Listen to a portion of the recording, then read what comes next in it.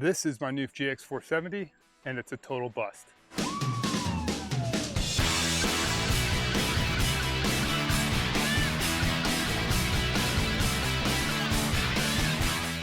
This is a 2005 Lexus GX 470. It is an incredibly popular platform for overlanding because it is an incredible four-wheel drive system, highly upgradable, tons of aftermarket support, easy to modify, and it just rides awesome. It arguably has one of the best motors Toyota's ever made.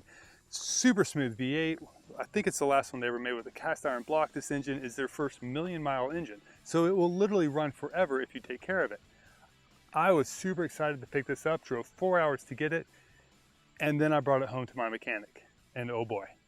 All right, before I show you everything that's wrong with it, let's just take a quick walk around because there's a lot with this that you're gonna find on any GX of this era. So the 470s ran from 03 to I think 09, and in 05 they changed the engine a little bit to a variable valve timing, and it gave it a little bit boost in horsepower.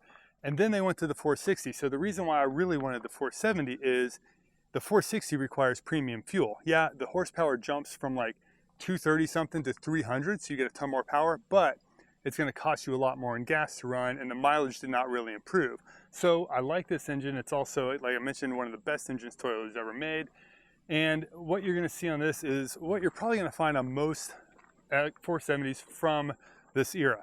If you opt for the white, which admittedly I didn't want originally, but it's kind of grown on me, the problem is that Toyota's pearl white paint had a lot of issues and a lot of peeling, and it's happening here too. It's a common issue with this color. You can see on the roof there's a little bit going on too. It's also kind of dirty. You're also likely to find a little bit of body damage. This isn't too bad, just a little crack in the bumper, which realistically most of us are probably going to replace with an aftermarket bumper anyway, so no big deal. Headlights are pretty hazed over, also very common. It's the reason a lot of people replace them right away. And the grill is a little bit loose. Also, another pretty common problem. I found several of these with that problem when I was looking at them. You know, another thing that's likely to go is the struts that hold this up. So you can see, like, they do not hold the hood anymore. Those are pretty cheap fix. You can get new struts for like 30, 35 bucks on Amazon. You know, just something to keep in mind, little stuff that you're gonna have to fix. Other little stuff like, you know, paint going, some of the trim pieces kind of, you know, coming off. I mean, this is just age. This is a 20-year-old vehicle at this point, not entirely unexpected. So there were a couple of things about this particular GX 470 that I liked. First is it already had upgraded rims on it. So these are Toyota factory rims. These are the SR5 trim level that came on the 5th generation 4Runner. So the nice thing is they not only had, you know, black rims, which looks really good on a white vehicle, but it also already had a little bit upgraded off-roadish tires. So these are the Goodyear Wrangler ATS, which, you know, they came factory on a few different brands of vehicles for a few years. It's not a very modern tire. It's not something Goodyear has upgraded, but it's a good starting point versus the all-season tires that come on the stock rims. So these are a 265/70 R17. Compared to the stock, these are about 31.5 inches tall, and the stock tires that come on this vehicle are about 30.5. So I gained about half an inch of ground clearance coming out of the gate.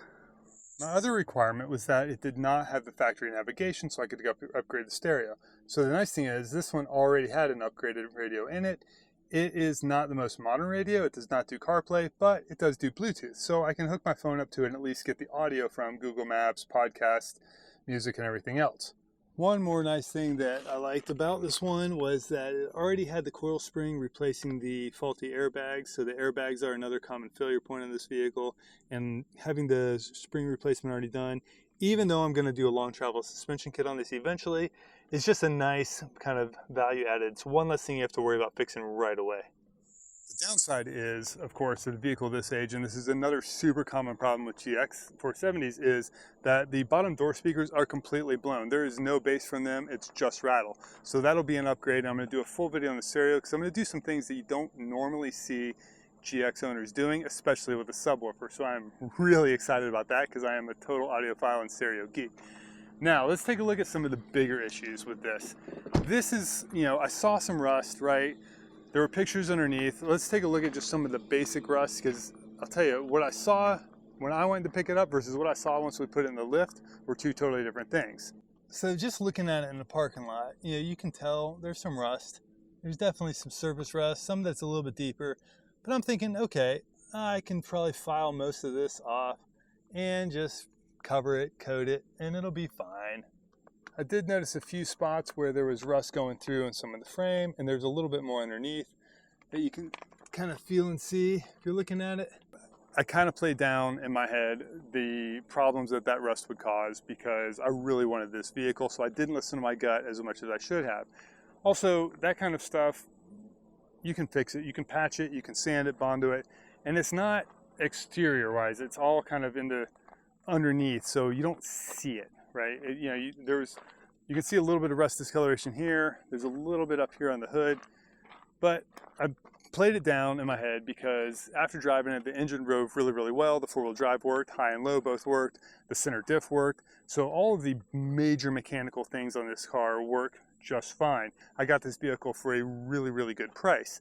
And I beat them up a little bit more because of that rust. So all in, I'm in this vehicle for $5,250. So not bad. It's got 180,000 miles on it, which for a 2005 is actually really low mileage. And it does run really well. Now, when I picked it up, there were no engine lights on, no check engine lights, no warning lights, no nothing. As soon as I started driving though, I noticed a few weird things. Notice the speed on Google Maps versus the speedometer. And after we stopped for lunch, the speedometer stopped working altogether. And then the next day it worked again. And yeah, the dash lights gradually came on one by one. So I took it to my buddy Adam at Everyday Performance Auto to have a look. First step was to pop the hood, where things looked generally okay. Most of the metal clips and accessory mounts had surface rust, which isn't the end of the world. The valve cover and other parts looked weathered, and some of those bolts looked pretty rusty, which could mean it'd be a little tougher to service the engine, but still not the worst. The radiator, water pump, and timing belt had been replaced recently, which can be a big expense and something that needs to be done about every 90,000 miles, so that was a big bonus. And some surface rust under the hood and nearby bolts wasn't really a surprise.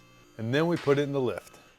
This is when things took a turn for the worse. What I thought was just surface rust that could be blasted or brushed away turned out to have penetrated the metal much deeper. So this right here is my biggest concern in regards to making this an off-road vehicle, right? Like, look at the mounts for the lower control arm and look at how thin that metal is now and how flaky and rusted it is. So while it's holding up just fine for, driving around town, I would not put an upgraded, stronger lower control arm on there because then the frame absolutely becomes the weak point, and that is already a very weakened point. While the drive shaft looks really rusty, my bigger concern was the bolts and hardware. It's very likely that they're seized or otherwise stuck. And even if they could come loose, some of the threaded parts on the frame might not be able to hold up to new hardware, which could make the vehicle nearly impossible to properly service or even align the front wheels. Basically, the more we looked it over, the clearer it became that this vehicle wasn't going to be worth upgrading. But we kept looking it over and it kept getting weirder. The rear suspension's lower control arm mounts weren't just rusted, they were also bent. Clearly they'd taken a hit or two over the years. And we found more spots where rust had eaten through the lower body. The driver's side was worse, with more rust and bigger holes, but it was what we found under the driver's side door that really surprised us. A couple of the things that I did notice when I picked it up, other than the stuff in the wheel well, was there's some little stuff on the inside of this door. This is the only door where there is visible rust, just under this panel. But again, this is the kind of stuff anyway that's pretty easy to fix. You can file it down, sand it down, and then coat it, prime it, paint it. You're good to go. What I didn't see when I picked it up was directly under this. And so here's where it gets weird. If you can see that, basically the entire bottom section of that panel rusted and fell out, and they sprayed foam insulation in there and then spray painted it black. So I don't know who did this. I don't know if it was the guy I bought it from. I'm not casting any blame. This is honestly, this is my fault. I'm owning this mistake. I should have looked at this vehicle better. I should have brought a bigger flashlight. I was using my phone light, so I just did not see everything. The craziest thing is, that's not even the weirdest thing that's under this vehicle. So this is one of the most concerning things, is that there's literally a hole in the tail end of the frame of this vehicle. This is a structural element, and you can see that it is just rusted through. If you go just a little bit further on one of the body mounts, like this is super flaky too. Like literally, rust is just like the metal is just falling apart in the frame there. I mean, look at that chunk. So, you know, like there are some key elements to this that would not hold up to off-roading at all. Another problem with so much rust is if you are going to tow anything or even just put like a spare tire rack, bike rack, anything that uses the hitch as the attachment point, all this rust on this hitch does not fill me with confidence that this is going to be strong enough to hold up to all that. The other thing that I use my hitch for a lot is a recovery point, you know, with a hitch insert with a soft shackle or a D-shackle, right? If this thing is bolted in to a frame that is starting to crumble and around that area, I would not trust this as a recovery point. So that's another big thing to look for, is how well is the hitch holding up and how well is the attachment points in the frame around where the hitch is attached. The thing to check is the spare. I mean, I've seen a lot of spares under here that all have corrosion, but you can see like the coating, factory coating on this is just completely coming off. And the release mechanism that drops it down is completely rusted, which means the cable might be rusted and it may not even lower. I forgot to mention, while we were at the garage, Adam scanned it and came back with an emission issue that wasn't a big deal. But a bigger concern is the wheel speed sensor code that's preventing the ABS and vehicle stability control from working. Not only is that a hard error to diagnose, but also a potentially expensive one to fix. One more fun little thing. The gas door, this pin is rusted out or broken, so this just kind of flops. The little catch to release it is gone, so basically that's just, you can open and close at any time. Fortunately, it kind of stays shut when you're driving, so not a huge deal, not something I'm real worried about. Again, I'm not going to keep this vehicle. As bad as it looks, I talked to my mechanic about it in depth, and it's a guy I trust. I've known him for a long time.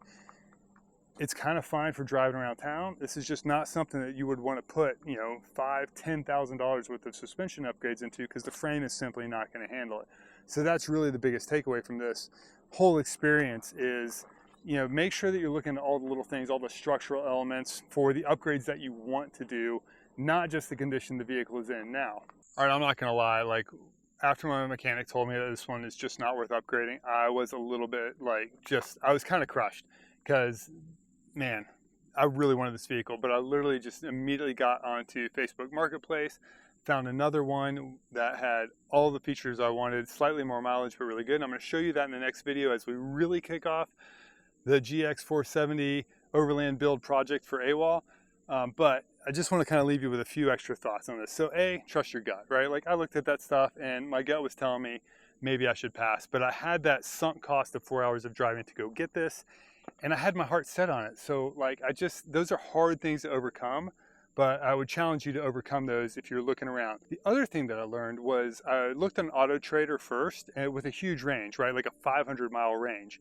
And almost every one of these on Auto Trader had the factory navigation in it. Whereas Facebook Marketplace, a high percentage of them had the generic stock radio without the factory nav. And the reason that's important, if you don't already know, is the factory navigation basically cannot be replaced except for one kind of big Tesla style screen thing that's from a no-name manufacturer that's maybe a little buggy, or at least like a little slow, because it's running Android operating system that's just, it's a little weird, right? It seems to work for some people, but whatever. But I wanted something where I could add a proper aftermarket radio to it. And to do that, you have to get a model without the factory navigation.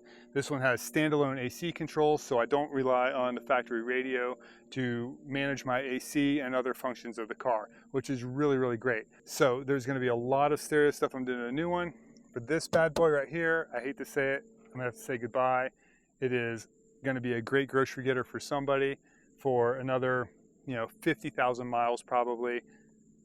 It's just not the one for us. If you want to see the GX 470 that I've already bought to replace this one, be sure to hit like, hit subscribe, and we'll be right back with episode 1 where we officially kick off the AWOL GX 470 Overland project build.